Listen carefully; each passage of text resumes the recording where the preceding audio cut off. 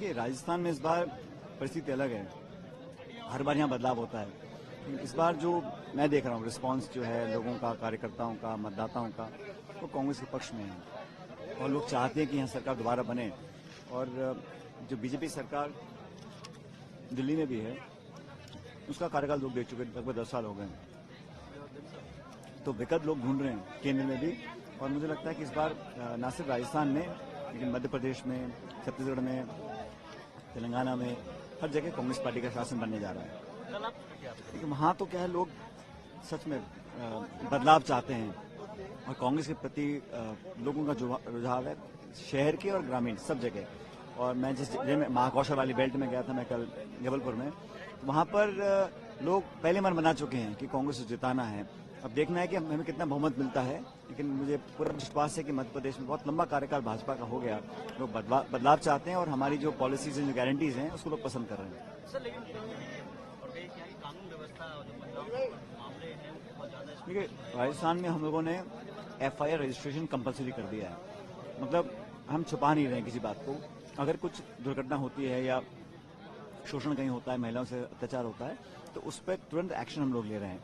अब बाकी आप मध्य प्रदेश को, उत्तर प्रदेश को तुलना करेंगे तो राज्यों में स्थिति स्टेट गवर्नमेंट का होता है रिस्पॉन्सिबिलिटी लॉ एंड ऑर्डर की। लेकिन राजस्थान में जहां जहां ऐसा हुआ है तुरंत कार्रवाई हम लोगों ने करी है।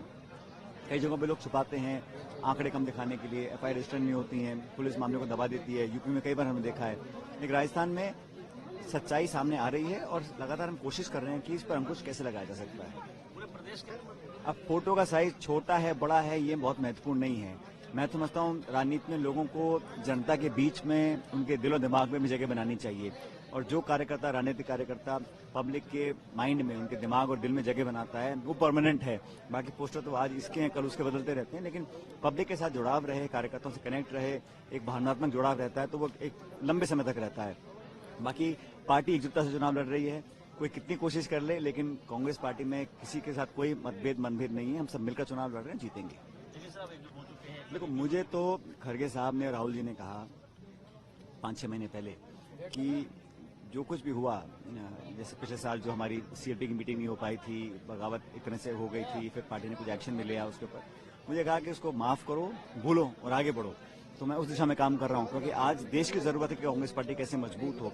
कांग्रेस कैसे मजबूत होगी? जब स्टेट्स में सरकारें बनाएंगी, उसकी जिम्मेदारी हमारे ऊपर है। तो एज कांग्रेस वर्कर हमारी जिम्मेदारी है कि सब बातें भूलकर एकजुटता से आगे बढ़ना है। और किसको क्या पद मिलता है, नहीं मिलता, वो पार्टी का निर्णय है, लेकिन पहली आवश्यकता है हम कैसे बहुमत के पास जाएं, आप सरकार यहाँ पे बनाए 3-4 स्टेट्स में। उस दिशा में मैं काम कर रहा हूँ। पिछली बार देखिए, जो टिकट डिस्ट्रीब्यूशन है वो अल्टीमेटली कांग्रेस लीडरशिप करती है। हम अपनी राय देते हैं, सुझाव देते हैं, लेकिन सर्वे होते हैं, रिपोर्ट्स जाती हैं, फीडबैक मिलता है, उसके आधार पर निर्णय लिए जाते हैं। मैं हमेशा पक्षधर रहा हूँ कि नौजवानों को ज्यादा मौका मिलना चाहिए। नौजवानों का ये देश प्रदेश है, उनको अगर रिप्रेजेंटेशन नहीं मिलेगा तो मैं समझता हूँ सही नहीं है। लेकिन अल्टीमेटली जो पार्टी का निर्णय है, जिसको टिकट दिया है, वो हमारा ऑफिशियल कैंडिडेट है। अब हम सबको मिलकर उसको जिताना है। और कांग्रेस में तो बहुत एक आध कई जगह मनपता होगा, लेकिन भाजपा में जो बिखरा हुआ है टिकट डिस्ट्रीब्यूशन के बाद, वो जग जाहिर है। इसलिए लोग तुलना करते हैं कि कौन सा संगठन कैसे डील कर रहा है। कांग्रेस में ticket distribution by and large संतोषजनक रहा, कोई बहुत ज्यादा मतभेद किसी के नहीं है। महेश शर्मा टिकट, अब उसमें मैं क्या कह सकता हूँ? देखो, वो पार्टी का निर्णय होता है, किसको टिकट देना है, नहीं देना। आपने कहा कि महेश जोशी जी को नहीं दिया, धारीवाल जी को दिया, ये पार्टी का अंडर एनालिसिस है। और जो फीडबैक हमसे मांगा गया, मैं तो यही कहा कि भाई हमें पार्टी में सरकार बनानी है। और जैसा मैंने कहा, राहुल जी ने कहा भाई माफ करो और भूलो, आगे बढ़ो, उस थीम को लेकर मैंने काम किया। अब एंड में पार्टी ने टिकट दिया नहीं दिया, ये निर्णय AICC का है। ये सब हम लोगों में सिर्फ फीडबैक होता है, निर्णय पार्टी का होता है। चुनाव तो हम पार्टी के दम पर लड़ते हैं, और ये सिर्फ राजस्थान की बात नहीं कर रहा हूँ। ये परंपरा कांग्रेस में हर प्रदेश में है और दशकों से है कि पहले हम चुनाव लड़ते हैं, बहुमत आता है, फिर विधायक सब बैठते हैं, चर्चा करते हैं, एक लाइन का प्रस्ताव पारित होता है, फिर लीडरशिप तय करती है कि किसको क्या जिम्मेदारी देनी है। 2018 में मैं जब अध्यक्ष था, हम लोगों ने यही किया। हम जीत के आए, हम लोगों ने मीटिंग करी विधायकों ने और राहुल जी पे छोड़ दिया निर्णय। इस बार भी हम सब मीटिंग करेंगे और जो निर्णय पार्टी देगी वो सबको मान्य होगा। तो मैं नहीं समझता हूँ कि यहाँ किसी 1 या 2 या 4 व्यक्तियों की बात है। तो पार्टी की बात है, पार्टी का मैनिफेस्टो, पार्टी की चुनाव रणनीति, पार्टी का मौजूद कार्यकर्ताओं की ताकत पर हम सरकार बनाए। उसके बाद कौन क्या जिम्मेदारी निभाएगा, ये निर्णय पार्टी का रहेगा। अच्छा वही करता है। और ये मध्य प्रदेश में भी होगा, ये छत्तीसगढ़ में भी होगा, ये राजस्थान में भी होगा। ये नहीं, ये सिर्फ राजस्थान की बात नहीं कर रहा हूँ, देश भर में हर राज्य में पार्टी की यही एक ट्रेडिशन, परंपरा और एक कन्वेंशन बना हुआ है। आखिरी सवाल है 2018 में जो हमने मैनिफेस्टो बनाया था उनको इम्प्लीमेंट हम लोग कर रहे हैं, तो उसका फायदा निश्चित रूप से मिलेगा हम लोगों को।